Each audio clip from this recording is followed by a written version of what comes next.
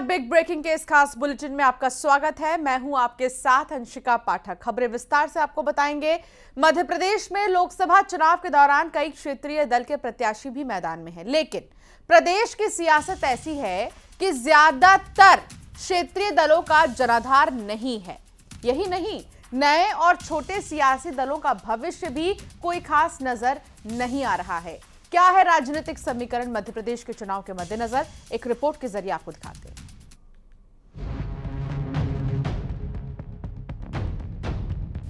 मध्य प्रदेश की सियासत दो बड़े दल यानी कि कांग्रेस और बीजेपी के इर्द गिर्द घूमती है, लेकिन क्षेत्रीय सियासी दलों का जिक्र करें तो बीएसपी, एसपी और गोंडवाना गणतंत्र पार्टियों के अलावा भी कई दल हैं जो चुनावी मैदान में जोर लगाते जरूर हैं, पर ज्यादा कुछ हासिल नहीं कर पाते।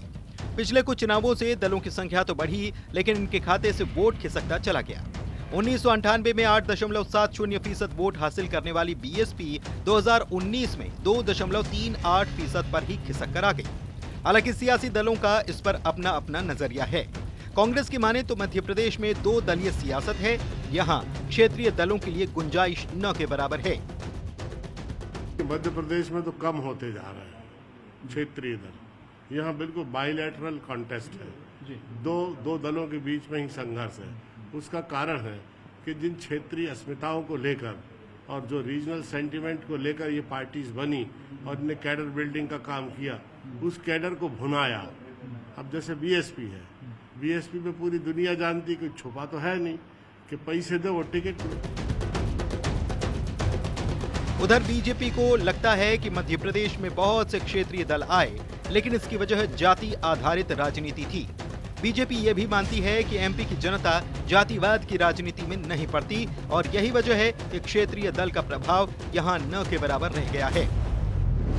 देखिए, आपने बिल्कुल ठीक सवाल किया कि मध्य प्रदेश में बहुत सारे दल आए जिन्होंने क्षेत्रीय दल बनने का प्रयास किया, पर उनका मूल दोष ये था कि वो सिर्फ जाति के आधार पर राजनीति करते हैं। और जहां भी आप जाति के आधार पर राजनीति करोगे, आपका राजनीति में पराजित होना सुनिश्चित है। और मध्य प्रदेश की जनता जनार्दन को साधुवाद के किसी प्रकार की जातिवादी राजनीति में कभी नहीं पड़ते। यही कारण है कि मध्य प्रदेश में आज तक 1956 से मध्य प्रदेश बना, आज हम 2024 के लोकसभा चुनाव में है, सिर्फ और सिर्फ मुख्य मुकाबला भारतीय जनता पार्टी में या कांग्रेस के मध्य होता है। वहीं सियासत के जानकारों की माने तो नए क्षेत्रीय दल बड़े दलों पर वहां प्रभाव डालते हैं जहां कैंडिडेट व्यक्तिगत तौर पर प्रभावशाली हो जाए। अगर क्षेत्रीय दल का कैंडिडेट पॉपुलर नहीं है तो फिर न तो क्षेत्रीय दल को फायदा होगा और न ही किसी बड़े दल को वोटों का नुकसान। तो थोड़ा बहुत जो डालते हैं वो वहाँ डालते हैं जहाँ कैंडिडेट होता है। यदि कैंडिडेट आपका पॉपुलर फेस नहीं है तो फिर दल को कोई फायदा नहीं हो पाता। आप इसे जो गोंडवाना गणतंत्र पार्टी का देख सकते हैं, बहुजन समाजवादी पार्टी का देख सकते हैं, समाजवादी पार्टी का देख सकते हैं। जो तीन प्रमुख दल मध्य प्रदेश में थे जिन्होंने अपने विधायक भी चुने और एक अच्छा खासा वोट भी हासिल किया, उनके केवल चेहरे महत्वपूर्ण रहे। 2024 में चुनाव लड़ने वाले दलों की संख्या भले ही बढ़ जाए, लेकिन उनका प्रभाव नहीं दिखेगा। एमपी की सियासत पूरी तरह से दो बड़े राजनीतिक दल यानी कि कांग्रेस और बीजेपी के बीच केंद्रित रही है और ऐसा ही लोकसभा चुनाव में भी रहने वाला है। प्रशांत कटारे, न्यूज़ 18, भोपाल। तो चलिए अब आपको बताते हैं कि 2004 से लेकर 2019 तक वोट प्रतिशत कितना रहा है।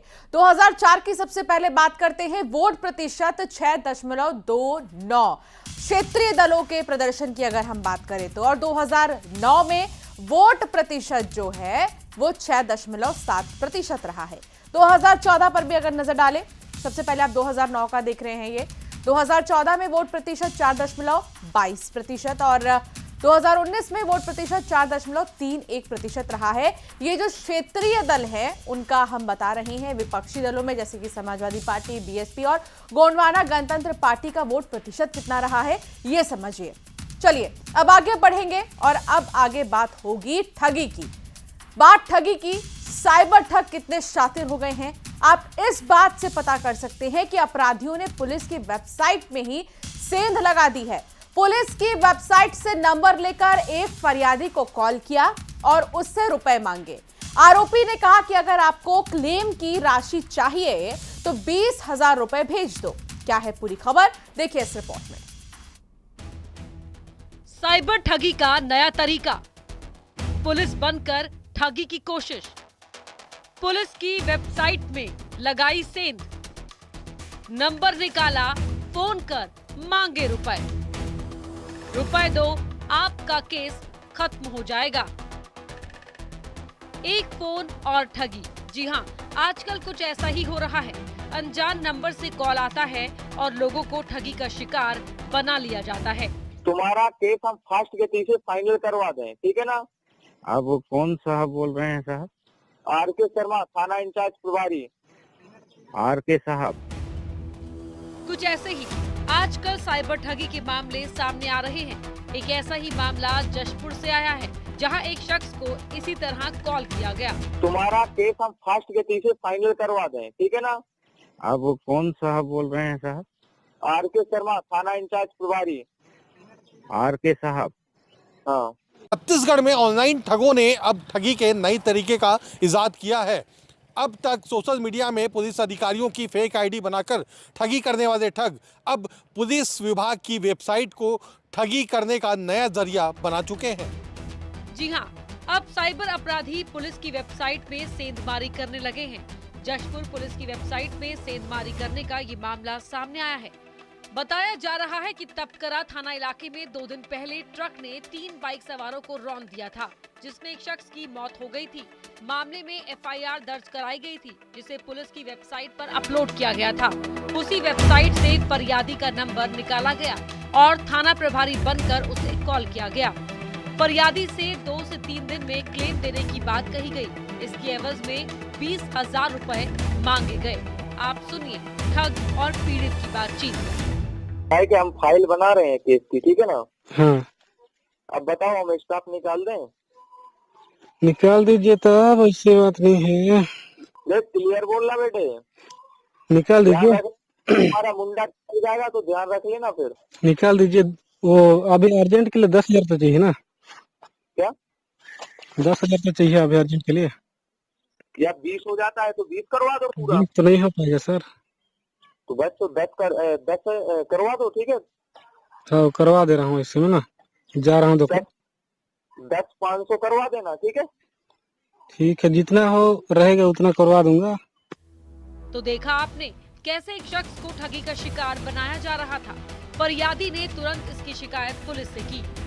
अभी ठगों ने साइबर ठगी का एक नया तरीका ढूंढ निकाला है, जिसके तहत ऑनलाइन, चूंकि आजकल FIR जो भी होता है वो ऑनलाइन दिखता है और उसमें प्रार्थी का नाम, आरोपी का नाम और उसमें मोबाइल नंबर्स भी होते हैं। तो उसका फ़ायदा उठाकर साइबर ठगों ने आजकल ये एक नया ट्रेंड चालू किया है, जिसके तहत संबंधित व्यक्ति को फ़ोन करते हैं और उसमें एक नकली पुलिस वाला बन जाता है और ये बोलता है कि आप अगर कुछ पैसे जमा करते हो तो हम आपको इस केस में राहत देंगे। और वो राहत के तरीके अलग अलग होते हैं, अलग अलग केस में डिपेंड करता है कि वो उस केस का नेचर क्या है। पुलिस ने लोगों से सतर्क और सावधान रहने की अपील की है। अगर इस तरह का कॉल आता है तो तुरंत पुलिस को शिकायत करें। इस तरह की कोई फ़ोन कोई पुलिस वाला बन के करता है तो आप संबंधित थाने में कॉल करें। निश्चित रूप से ये इस तरह के लोग फ्रॉड कर रहे हैं तो लोगों को सचेत रहने की आवश्यकता है। उधर दुर्ग में बुजुर्ग से ठगी का मामला सामने आया है। बताया जा रहा है कि रकम दोगुनी करने के नाम पर बुजुर्ग से 10 लाख रुपए की ठगी की वारदात को अंजाम दिया गया।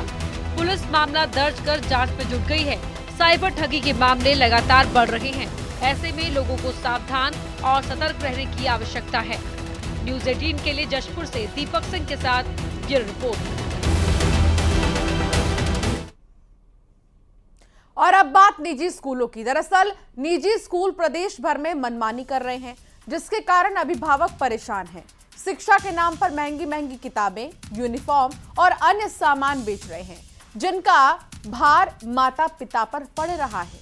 राजधानी भोपाल से लेकर जबलपुर समेत पूरे प्रदेश में निजी स्कूल संचालकों की मनमानी देखने को मिल रही है।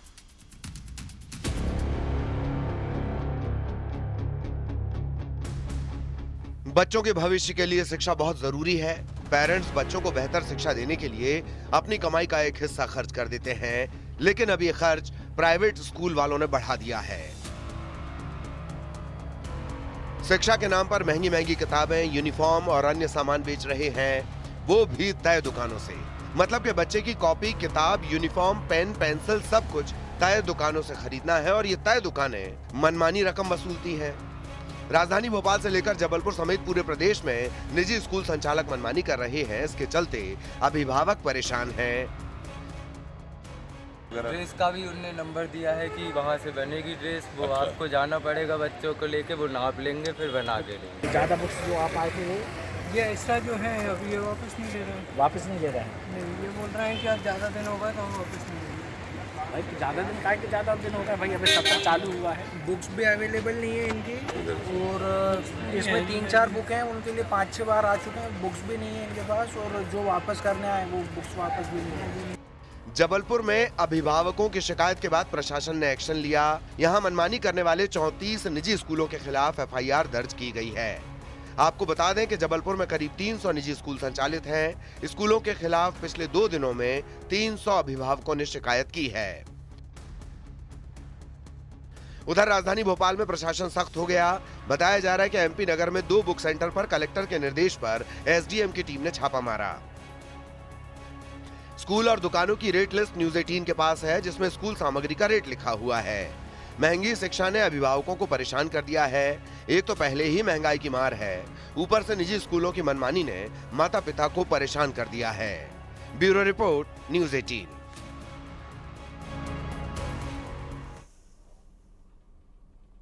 और अब आपको सड़क पर तरबूज लूट दिखाते हैं। कैसे तरबूज लूटने के लिए लोगों की भीड़ लग गई। दरअसल हाईवे पर एक ट्रक पलट गया था। ये तरबूज से भरा हुआ था। ट्रक पलटने के बाद मौके पर तरबूज लूटने के लिए लोगों की भीड़ वहां पर पहुंच गई। आप भी देखिए। हाईवे पर तरबूज लूट की होड़। जिसको जो मिला तरबूज ले गया।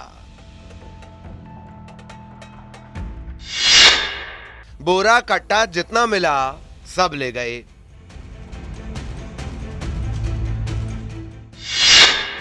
सड़क पर तरबूज, लूट सको तो लूट लो।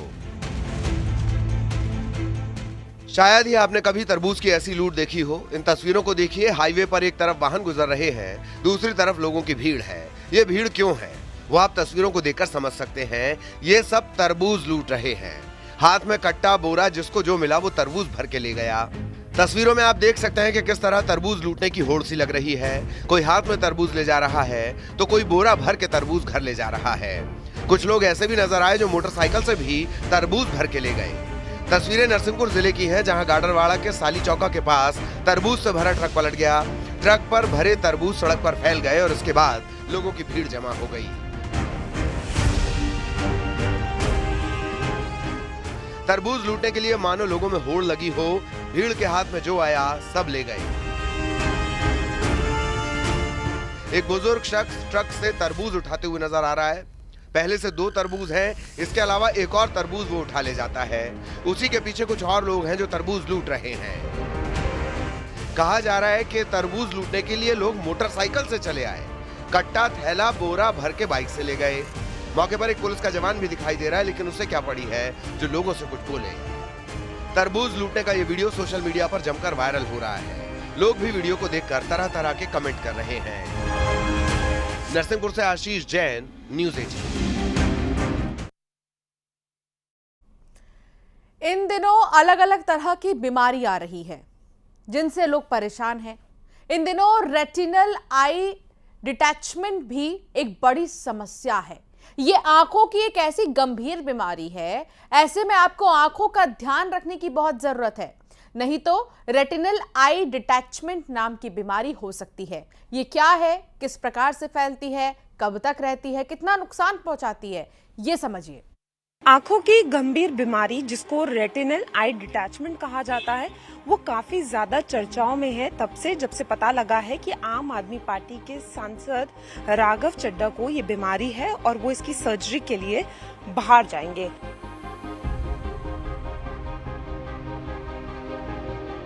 इन दिनों अलग अलग तरह की बीमारियां सामने आ रही हैं जिनसे लोग परेशान हैं। इन दिनों रेटिनल आई डिटैचमेंट भी एक बड़ी समस्या है जो आंखों की एक गंभीर बीमारी है और ये बीमारी काफी ज्यादा चर्चा में है। आम आदमी पार्टी से सांसद राघव चड्ढा इस बीमारी से ग्रस्त हैं। आखिर इस बीमारी के लक्षण क्या हैं वो हम आपको बताते हैं।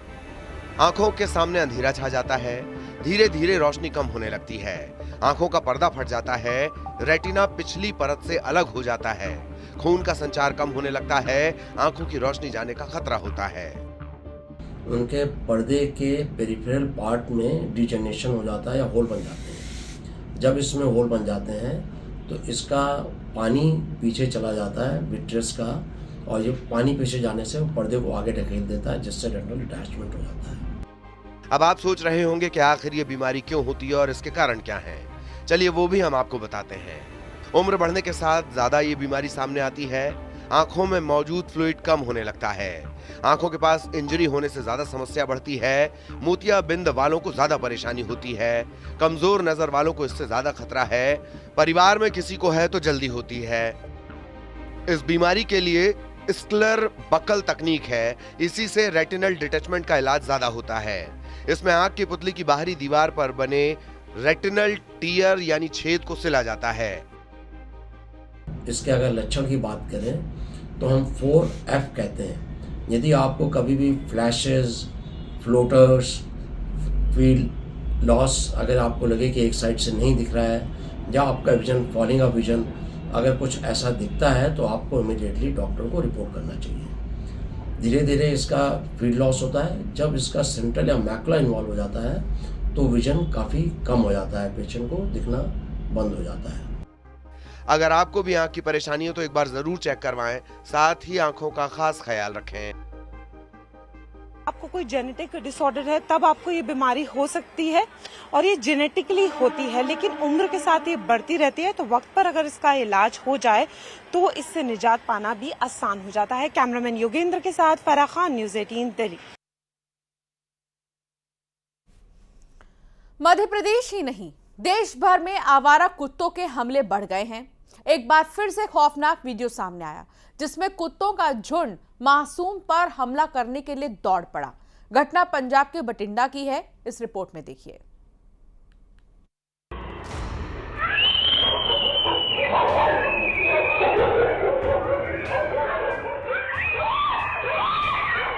गली में आवारा कुत्तों की दहशत।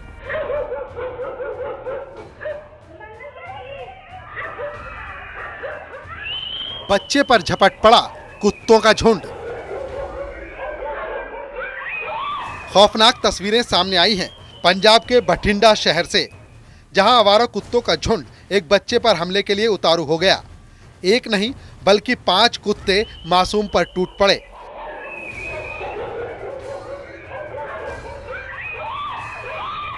अब शुरू से वीडियो देखते हैं। गली में एक बच्चा और बच्ची चल रहे थे, तभी वहां से एक बाइक सवार निकलता है। वहीं गली में कुछ कुत्ते पहले से मौजूद रहते हैं। महज कुछ ही पलों में एक कुत्ता दोनों मासूमों की तरफ दौड़कर आने लगा। बच्ची समझ गई कि कुत्ता काटने के लिए आ रहा है। वो आगे की तरफ भागी, लेकिन कुत्ता बच्चे के पीछे पड़ गया। वो अपनी जान बचाने के लिए भागने की कोशिश करता है, लेकिन कुत्ता उसे नोचने के लिए दौड़ता है, उस पर झपट्टा मारता है। तभी दूसरा कुत्ता भी बच्चे पर हमला करने लगा। बच्चा बुरी तरह से चिल्लाता है। छोटी सी जान भला कुत्तों से कैसे मुकाबला कर पाती। बच्चा जमीन पर गिर गया। तभी उसके पास 5 कुत्ते जमा हो गए। वो तो गनीमत रही कि एक महिला ने देख लिया। वो चिल्लाते हुए मौके पर पहुंची और कुत्तों से बच्चे को बचाया। उसके बाद कुछ और महिलाएं भी वहां आ जाती हैं। महिला की मुस्तैदी से बच्चे की जान बच गई। अगर वो थोड़ा देर करती तो कुत्ते उसे बुरी तरह नोच डालते। बच्चा सकुशल बताया जा रहा है। बठिंडा के नेशनल कॉलोनी की ये घटना है। स्थानीय लोगों के मुताबिक मोहल्ले में आवारा कुत्तों ने दहशत मचा रखी है। कुत्तों का ऐसा खौफ है कि लोग घरों से बाहर निकलने से कतरा रहे हैं। अब इस ताज़ा घटना ने लोगों को और डरा दिया है। लोगों का कहना है कि कई बार नगर निगम को शिकायत की गई, लेकिन अभी तक कोई सुनवाई नहीं की गई है। सोशल मीडिया पर भी ये वीडियो बहुत वायरल हो रहा है। वीडियो को देखकर लोग चिंता जाहिर कर रहे हैं। गली सड़कों पर आवारा कुत्तों के हमले बेतहाशा बढ़ गए हैं। अब कुत्ते बच्चों को भी नहीं छोड़ रहे हैं, जो बेहद ही परेशानी वाली बात है। Bureau report, news 18।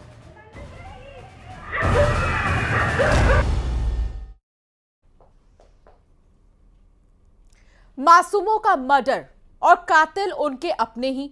दो शहर से ऐसी ही दिल दहला देने वाली तस्वीर सामने आई। एक शहर में 8 महीने की मासूम बच्ची की हत्या कर दी गई, तो दूसरे शहर में 6 साल और 8 साल के सगे भाइयों का कत्ल किया गया। वारदात कैसे हुई, हत्यारे कौन है, खुलासा रोंगटे खड़े कर देगा।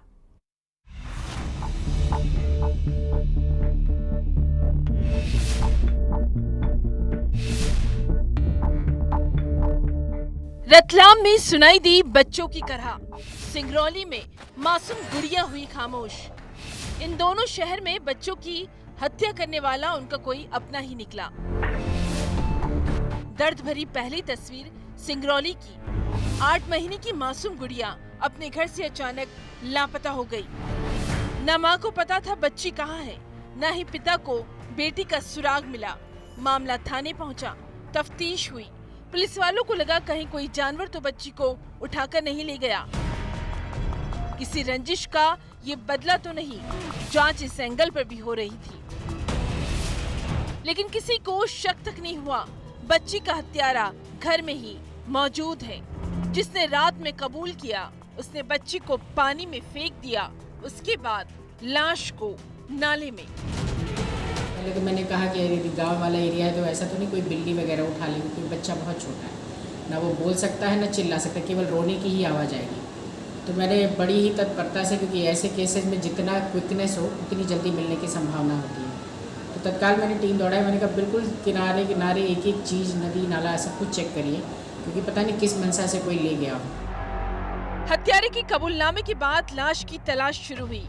बच्ची की हत्या करने वाली उसकी मां निकली, लेकिन कत्ल क्यों हुआ ये वजह अब तक गुम ही है।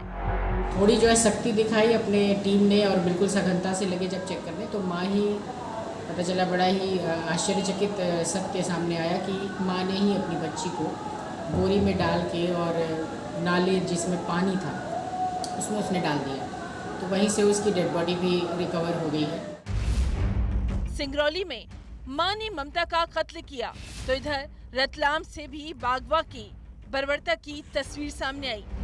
ये शख्स जो खुद जिंदगी और मौत के बीच झूल रहा है, इसने कॉल करके अपने रिश्तेदार को बताया उसने दोनों बेटों की हत्या कर दी है। जहर देकर दोनों को तालाब में फेंक दिया।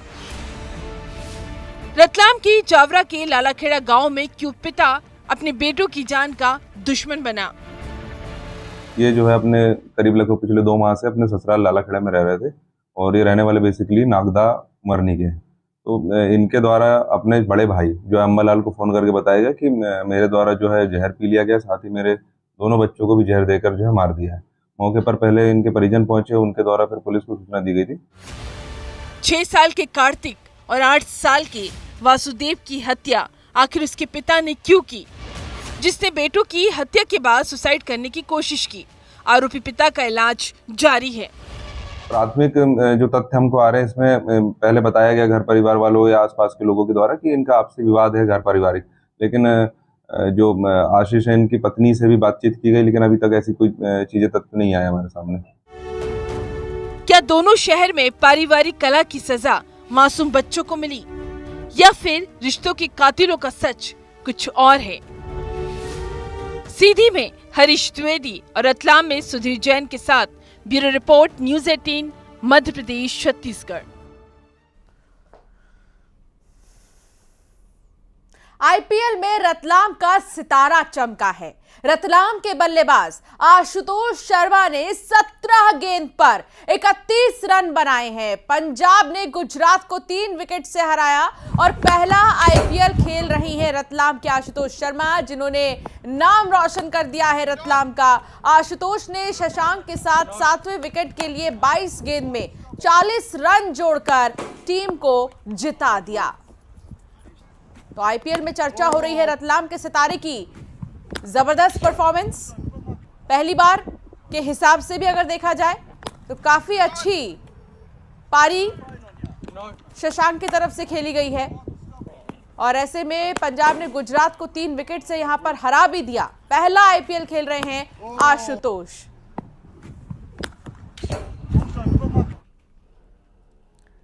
कवर्धा में वन विभाग ने बड़ी कार्रवाई की है। जंगल में आग लगाने का आरोपी गिरफ्तार किया गया।